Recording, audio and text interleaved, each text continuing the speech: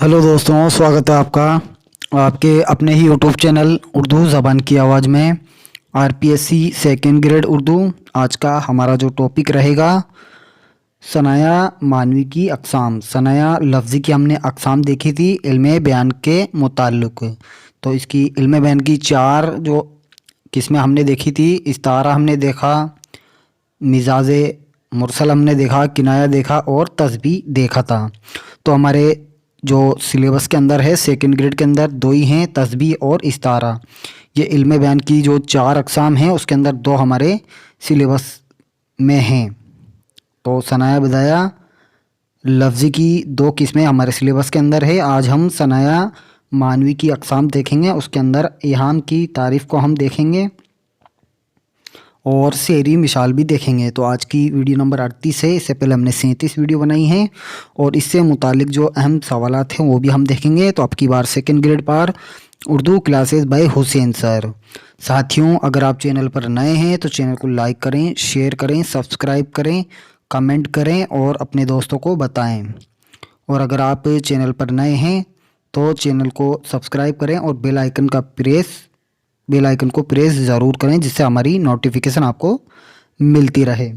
साथियों, अगर आपने पेड कोर्स नहीं लिया है तो पेड कोर्स भी लें। तो साथियों, इहाम है जो अरबी ज़बान का लफ्ज़ है जिसके लुग़वी मानी वहम में डालना है। शायरी की इस्तिलाह में अगर हम देखते हैं अदब के अंदर, साहित्य में, तो इल्मे अरूज की वह सीनत जिसमें शायर शेर में ऐसा लफ्ज़ लाए जिसके दो मानी हों। अब इल्मे अरूज की ये सीनत है। इल्मे अरूज किसे कहा जाता है? कलाम या शायरी को नापने तोलने का फ़न, यानी एक कला होती है जिसे शायरी को नापा तोला जाता है। और इल्मे बयान किसे कहा जाता है? कलाम या शायरी को पेश करने का फ़न। तो इसका भी हमें ख़ास तौर पे ध्यान रखना है। शायरी की इस्तिलाह में इल्मे अरूज की वह सीनत जिसमें शायर शेर में ऐसा लफ्ज़ लाए जिसके दो मानी हों, सीनत इहाम कहलाती है। चूँकि इस सीनत के इस्तेमाल से कारी या समा यानी कहने वाला और सुनने वाला वहम में पड़ जाता है कि वह शेर का मफ़हूम क्या समझे, यानी मफ़हूम यानी समझ, उस शेर को क्या समझे। इसलिए इस सीनत का नाम इहाम रखा गया। अमीर खुसरो उर्दू में सीनत इहाम इस्तेमाल करने वाले अवलियन शायर हैं, यानी पहले शायर है जिन्होंने इहाम की सीनत को इस्तेमाल किया। तो इहाम की परिभाषा हमने देखी और इसकी तारीफ़ देखी। कलाम में एक ऐसा लफ्ज़ लाया जाए जिसके दो मानी हों। एक मानी करीब के यानी पास के और दूसरे माने बैद के यानी दूर के। लेकिन शायर की मुराद क्या है? बैद के यानी दूर के मानी की है। मिसाल हम देखते हैं, सब जो मस्जिद में जा फंसे मोमिन। मोमिन का शेर है। सब जो मस्जिद में जा फंसे मोमिन, रात काटी खुदा कर करके। तो इसमें दो मानी हमें ज़ाहिर हो रहे हैं, एक तो ईमान वाले के और एक शायर के। तो खुदा खुदा करना ये मुहावरा भी है, इसके मानी है मुश्किल में। तो इस शेर में मोमिन से मुराद ईमान वाला और मोमिन शायर दोनों मुराद है, यानी दोनों की इसमें मुराद ली जा रही है, एक तो ईमान वाले की और एक शायर की। तो मोमिन है जो हकीम भी हैं, इसका भी हमें ध्यान में रखना है। अगली मिसाल एक और शेर से हम देखते हैं, सोले जो उठे आती से रुखसार यार के, बाले की मछलियों को समंदर बना दिया। तो इस तरह की मिसालें देकर आपसे एग्ज़ाम में पूछे जाते हैं, इसका आपको ख़ास तौर पे ध्यान रखना है। साथियों, अगर आपने पेड कोर्स नहीं लिया तो आज ही पेड कोर्स लें। इहाम, अब हम इसके अंदर भी देखते हैं। इहाम ये अरबी ज़बान का लफ्ज़ है।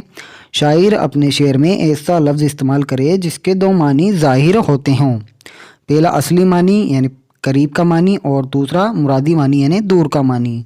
असली मानी को करीबी मानी यानी पास का मानी और मुरादी मानी को बैदी मानी यानी दूर का मानी भी कहते हैं। शायर के शेर का मज़मून लफ्ज़ के असली मानी से नहीं बल्कि मुरादी मानी से मालूम होता है, यानी बैदी मानी से यानी दूर के मानी से मालूम होता है, तो उसे सीनत इहाम कहा जाता है। मिसाल के तौर पर ये शेर हम देखते हैं, इस खुदा का सभी पे साया है जिसने सारा जहां बनाया है। अब इस शेर में लफ्ज़ साया का असली मानी छाँव या परछाई है, यानी पास के मानी छाँव या परछाई है, मगर खुदा की छाँव या परछाई में नहीं होती, जबकि लफ्ज़ के मुरादी मानी यानी दूर के मानी मेहरबानी हैं। इसी मानी से शेर का मफ़हूम यानी समझ मालूम होता है, लिहाजा ये शेर सिनते इहाम की बेहतरीन मिसाल है। इहाम बमानी वहम में डालना, कलाम में एक ऐसा लफ्ज़ लाया जाए जिसके दो मानी हों। एक मानी करीब यानी पास के जो आसानी से समझ में आ जाए, और दूसरा मानी बैद के यानी दूर के जो गौर करने पर समझ में आए, यानी मफ़हूम यानी समझ पर आए, जिसमें कारी और सामा दोनों कंफ्यूज हो जाए तो गौर करने पर समझ में आए। और शायरी की मुराद दूर के मानी से, और शायर की मुराद भी इसमें दूर के मानी से होती हैं, उसे इहाम कहते हैं। मसलन देखते हैं, इसकी रुखसार को देखकर जीता हूँ। अब रुखसार के मानी गाल होते हैं, आरजी मेरी ज़िंदगानी है, तो ये भी बहुत अच्छा शेर है। यहाँ आरजी के दो मानी हैं, एक आरजी थोड़े वक्त का और दूसरे मानी हैं आरजी बमानी रुखसार का, तो अच्छी मिसालें हैं। एक और मिसाल हम देखते हैं, कब्र के ऊपर लगाया नीम का इसने दरख्त यानी पेड़, बाद मरने के मेरे तो कब्र आधी रह गई। ये भी अच्छा मिसाल है। तो नीम के मानी होते हैं आधा और नीम के मानी होते हैं एक दरख्त, ये भी हमें ध्यान में रखना है। एक और मिसाल हम देखते हैं, हुस्न ता तेरा एक आलमे फरेब, ख़त के आने पर भी वही आलम रहा। तो ख़त के मानी छुट्टी भी है और ख़त का माना दाढ़ी भी है, जो आजकल फैशन में चल रही है ख़त लगाने का। दाढ़ी और मूँछों पे जो ख़त लगाते हैं उसे भी हम मुराद ले सकते हैं। तो इसके मानी ख़त यानी छुट्टी से और ख़त यानी दाढ़ी से भी हम लगा सकते हैं। इससे इम्पोर्टेंट जो दो सवाल हैं,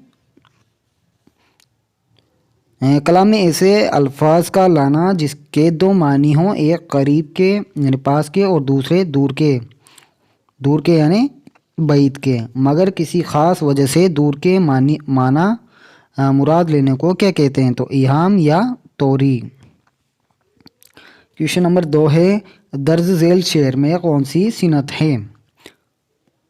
तो बेते हैं तेरे साए में सब शेख व ब्राह्मण, शेख बोला जाता है बूढ़ा मुसलमान, ब्राह्मण जो पंडित होता है उसे कहते हैं। आबाद तुझी से तो है घर देर व हरम का, देर मंदिर को बोला जाता है और हरम मस्जिद को बोला जाता है। तो आंसर है इहाम तोरे, यहाँ साए के दो मानी हैं, करीब के मानी यही साए जो धूप की ज़िद है यानी अपोजिट है, और दूर के मानी में हिमायत या पनाह, और यहाँ यही दूर के मानी मुराद है, यानी हिमायत या पनाह यही इसके बैदी मानी है, मुरादी मानी हैं। तो साथियों ये थी आज की वीडियो, कैसी लगी आपको कमेंट ज़रूर करें।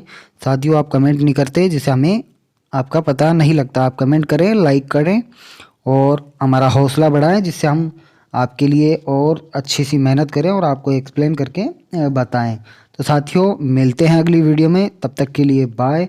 साथियों इस बात का भी ध्यान रखना, आपका जो 31 दिसंबर का था कोर्स लेने का, ये आज इसकी लास्ट डेट है 31 दिसंबर, और 1 तारीख से इसकी फ़ीस 1 जनवरी से इसकी फ़ीस बढ़ा दी जाएगी। तो आपके पास अब वो मौका नहीं है जो आप ले सकते हैं। साथियों अब इसकी जो फ़ीस होगी वो बढ़कर होगी, तो आप उसी के अकॉर्डिंग आपको कोर्स लेना पड़ेगा। साथियों तो मिलते हैं अगली वीडियो में, तब तक के लिए बाय, बहुत बहुत शुक्रिया।